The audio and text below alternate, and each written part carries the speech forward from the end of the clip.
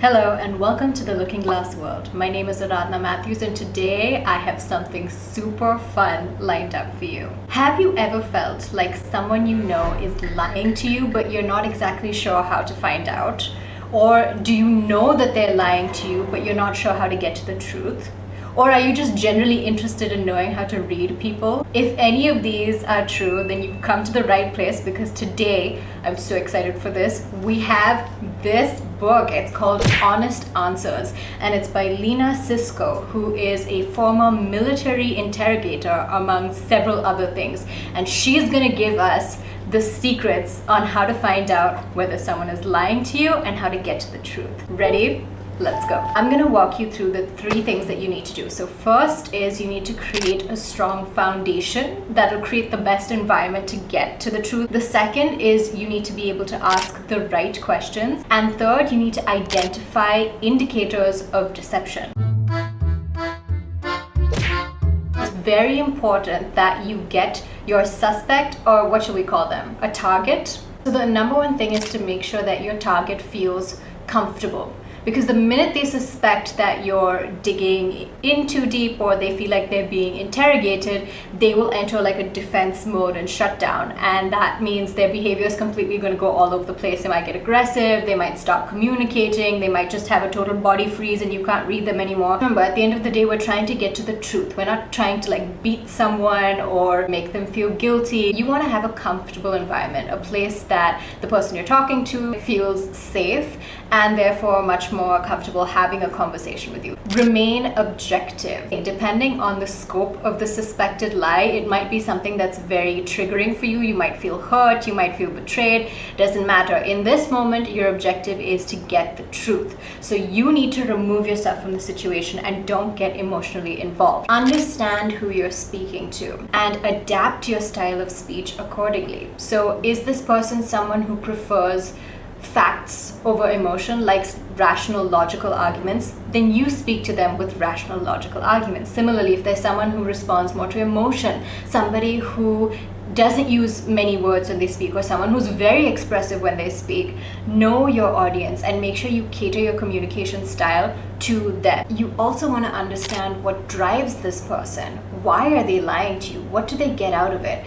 Moreover, what will they get if they tell the truth? For some people, it's as simple as a relief. A burden is lifted off you. Understand their motivator and try to work with them on that. Lastly, you want to build rapport with them. Make sure that you connect with them and they don't feel like they're talking to a stranger. So if this is someone that you don't know very well, a great way to build rapport is to find common ground. Talk about broad things first, like what movies do you like to watch? Do you like sports? What kind of music do you listen to? Anything it can be. So to build rapport, you also want to make sure you use the right language and be very careful that you're not sounding accusatory. So a good example would be, hilariously, you might have seen these office memes where it's like office translation. What you actually mean versus what you say in the email are 2 very different things. So I'll put up some examples right here for you. I love them, they are so funny and I have personally used them. But why do we do this? Why do we rephrase and don't just say it like it is? Because our words are very important. The moment we throw out accusatory language, we're much more likely to get into an emotional confrontation or conflict rather than a productive, rational one. You can also assign a positive trait to them. There are certain traits that everybody wants. Everybody wants to be perceived as someone with integrity, someone who's honest, someone who's trustworthy, who's strong maybe, who's brave. You can pick any positive trait and just dump it on them. Just say, I know that you are someone that I can trust, which is why I'm having this conversation with you. Straight up manipulation. Assigning desirable traits that everybody might want to embody will subconsciously make them want to act accordingly. And then lastly, to build rapport, a great way to do it is to ask for help. The word help is some kind of like magic trigger. I don't know what it is, but asking someone for help, can you help me understand? It makes them feel like they are in control. They are in a position of power here, which again makes them much more likely to open up to you. This could have also been titled How to Manipulate People. They're ready to have a conversation with you and now it's time to get to it by asking the right questions. Obviously, when it comes to asking questions, what these questions are will depend on the scenario. For example, did you take the last slice of cake? Is a yes or no question versus where were you last night? But I'm going to give you some general tips of how to ask whatever it is you want to ask. First of all, you want to keep it simple. Compound question. Where were you last night and who were you with? Sometimes in a stressful scenario, the person you're talking to might just leave out one or the other or answer in an incomplete way. Avoid yes or no questions unless it's to confirm something. One of the main giveaways of a lie, especially if it's a big lie and a convoluted lie, is in the details. So whoever you're speaking to might slip up somewhere. How to catch that? You can do two different things. One is you can repeat. So if they give you like an explanation of this was the timeline, let's assume like a murder case or something, and the criminal is giving you a timeline of where they are. You make your notes and you can jump back to a random point in the timeline and say, okay, at this time, where were you? If the details change, then you have something to work with. Another thing you can do is say something wrong, because people love to correct others. So say something wrong and they might correct you and accidentally tell you something and lead you closer to the truth, or say something wrong based off of what the suspect said. So if the suspect said you were in X location, and then you're going to come back and ask them the same question, say, oh, you were in location Y, and then something as you go on. But if the suspect doesn't correct you, that may be an indicator that they're lying. It also might be an indicator that they're not paying full attention. So proceed with caution. Emphasize the action and not the judgment. Remember when we talked about finding their drivers, right? What is motivating them? What would make them tell the truth? Focus on the outcome of what happens when they tell the truth. The positive outcome, that you can help them or that we can correct something or whatever it is. Focus on the action that will be taken once you get to the truth versus the judgment. Don't make them feel like they're being judged. Do not feed them answers. In a more serious example given in the book, the author talks about a potential sexual harassment case. Somebody reports a much more senior individual in the company for inappropriate touching or something like that. And the HR person, if they came in and they wanted to resolve the conflict and they said, I know that this is a different generation, in your time it was okay to do certain things, etc., etc., the HR person has just given the suspect a way out. Even if that person was doing this on purpose and knew what they were doing to that other coworker who complained, they can now jump onto this excuse and say, yes, my generation was different, I had no idea. And the conflict is not resolved. You did not get to the truth. Lastly, ask for a timeline. An interesting thing that the author points out is that liars don't often rehearse their lie backwards. So if you ask them for a timeline, make notes along the way. Ask them for times as much as possible. Then potentially jump to arbitrary points and ask them, this is where the previous tips that I gave you, where you can confirm things, you can check that they're consistent with their answers. You can ask them something backwards, but really getting that timeline down and then focusing on the details is a great way to then catch out a lie. And for this, I want to actually show you an example from Legally Blonde, which is the end scene. So if you've not seen it, spoiler, but we're going to look at this as a fantastic example to see why timeline is important. So I'm switching to my laptop because I want to show you this in real time. The final scene where she's interviewing Chutney, who has claimed that someone else has murdered her father, but Elle thinks that Chutney murdered the father. Miss Wyndham, what had you done earlier that day? Timeline. I got up, got a latte, went to the gym, got a perm, and came home. This is the moment that Elle Woods has cracked the case, but she's not going to go ahead and just say, I know that you did it. Of course, this is a movie and it's all very exaggerated, but it's great to just see this in action. Well, you got in the shower? I believe the witness has made it clear that she was in the shower. So see, everyone is laughing at her because this question has been asked many times, but she's asking it one more time for a confirmation. Yes, Your Honor. Miss Wyndham, had you ever gotten a perm before? Yes. Important. How many would you say?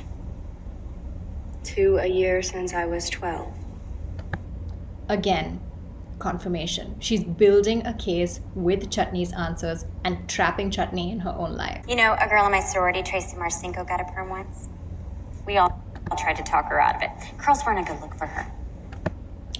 Creating a relationship with the jury, connecting with them, establishing rapport. But thankfully, that same day, she entered the Beta Delta Pi wet t-shirt contest where she was completely hosed down from head to toe. Objection. Why is this relevant? Oh, I have a point, I promise. Then make it. Yes, ma'am.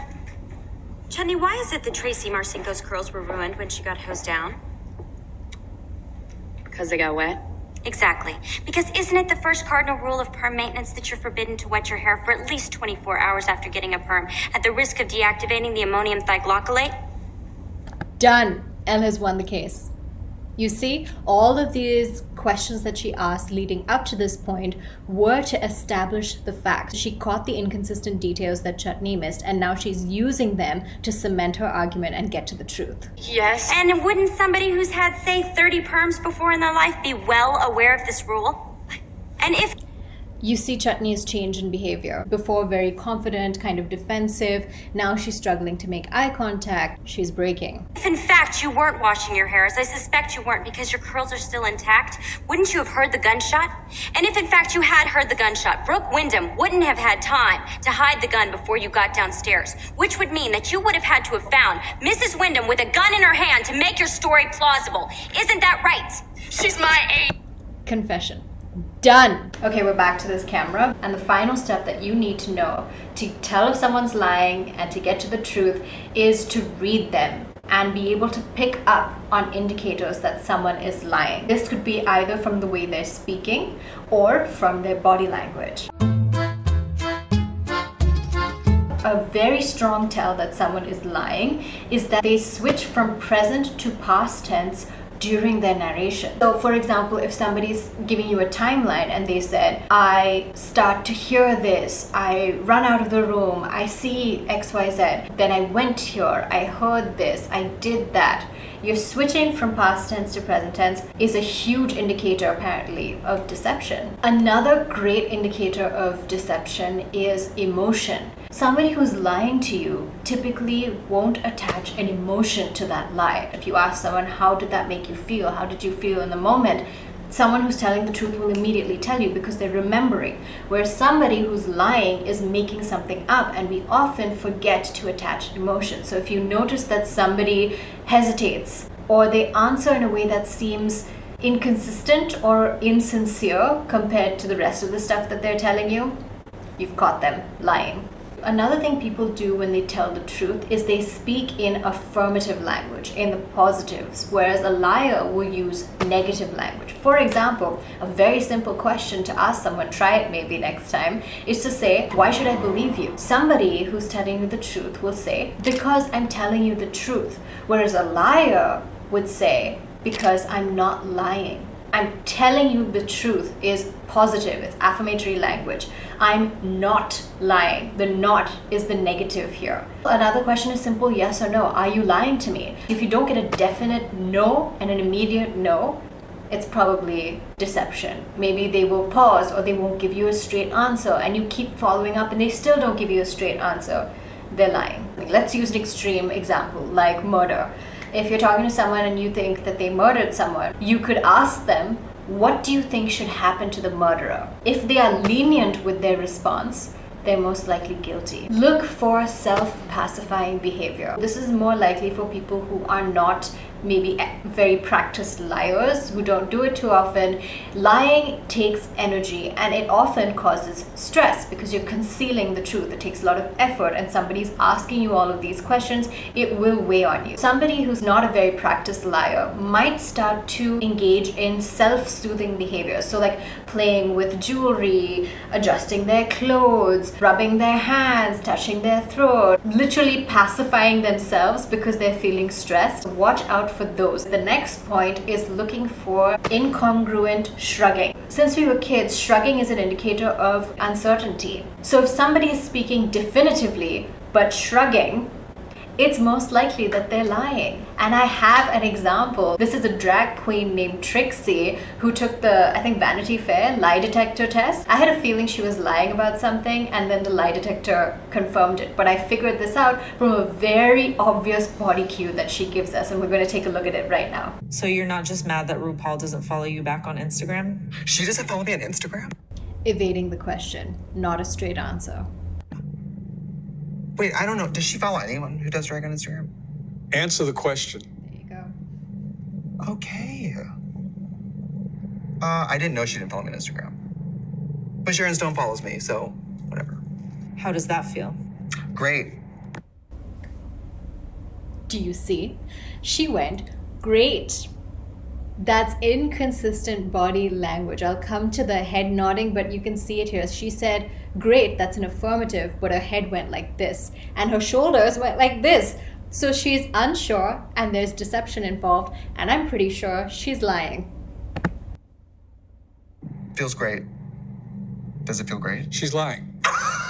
But one thing to remember is some people will naturally use inconsistent body language. Even when they're telling the truth, they'll say no, for example, which the head is contradicting what they're saying. But that might be how they naturally speak. So it's very important to do something called establishing a baseline, where you ask, and you might have noticed this in TV shows or wherever, that the interviewer usually starts with seemingly irrelevant questions or obvious questions like your name. When they ask those questions, they are watching the listener for their answer, and they're recording a baseline. So things like, how fast does this person speak? Do they speak very rapidly? Do they pause a lot? So then if they change that when they're telling you their story, that's probably an indicator that they're lying. Do they shake their leg? Do they, are they very dramatic with the hands? Do they use consistent body language? Do they say yes? Do they nod yes when they say yes and nod no? Or do they do the opposite? It's basically keeping track of the natural, comfortable behavior, and that becomes your baseline. So how to tell if someone is lying is to establish the baseline first, then get into your questions and see where they deviate from that baseline. So now you have some basic fundamentals on how to find out whether someone is lying to you and how to get to the truth. And now I just want to quickly talk about the concept of lie detectors. So first of all, they don't detect lies. They're just detecting your levels of stress.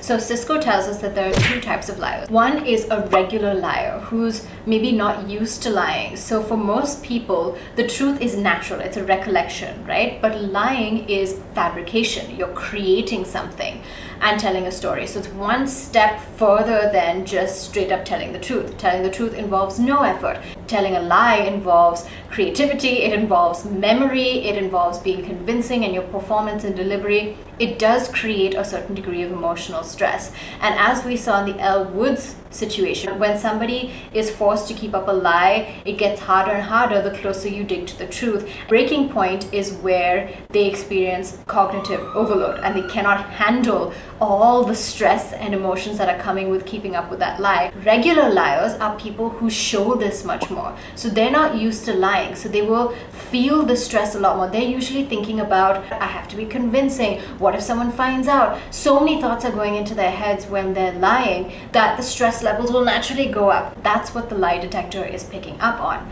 And it only works on regular liars. But the second category of liars is called the powerful liars. Now, this doesn't mean they're good liars. Their lie could be totally nonsense. And you ask some of the questions that we talked about earlier, it'll all fall apart. But that's not what I mean. Powerful liars are people who do not feel the stress when they are lying, and that's usually because they are thinking about the outcome. So Sisco gives the example of somebody who has lied on their resume potentially. They might keep up that lie and have no problem doing it because they're not thinking about, oh my god, I'm gonna get caught. They're thinking about, I want this job. They're thinking about the positive outcome, and therefore the stress levels when lying tend to be much lower, and that's how they pass the lie detector test. And I want to show you an example of Millie Bobby Brown taking the lie detector test. And at the end of the test, they ask her, did you lie about anything that we didn't catch? And she said, yes. So we're going to take a look at that and see if we can spot when she's lying. I'm going to calibrate the machine by asking you some straightforward questions.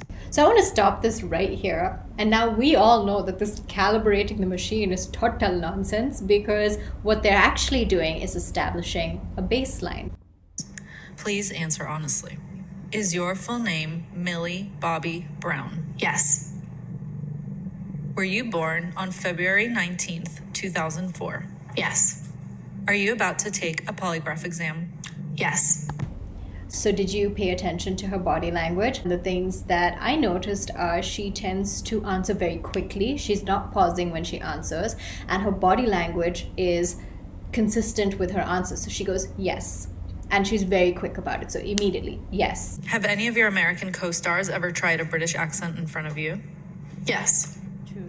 Who is the worst? Too broad of a question. Did your coworkers ever do an accent? Yes. Who was the worst? Pause. But I get why, obviously, but she's lying. I feel as though all of them. Look at the stress levels. That's a lie. But that time the lie detector caught it. But I'm going to show you another moment where the lie detector doesn't catch it, but you see whether you think she's telling the truth or not.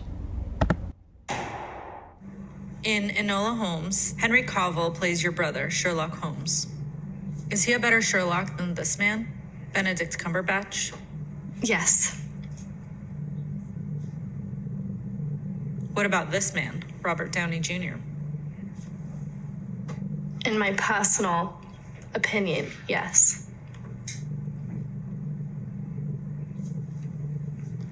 She's telling the truth. Oh my God. Is she? What do you guys think? I think she's lying. I think she was telling the truth when she said Cavill is better than Benedict Cumberbatch. So she said yes immediately, and there was a nod. When asked about Robert Downey Jr., pause. And then she doesn't answer directly. It's not yes or no. She says, in my personal opinion. But in her baseline, she's very direct with her answers. So I think, even though the lie detector test said she was telling the truth, I think she was lying.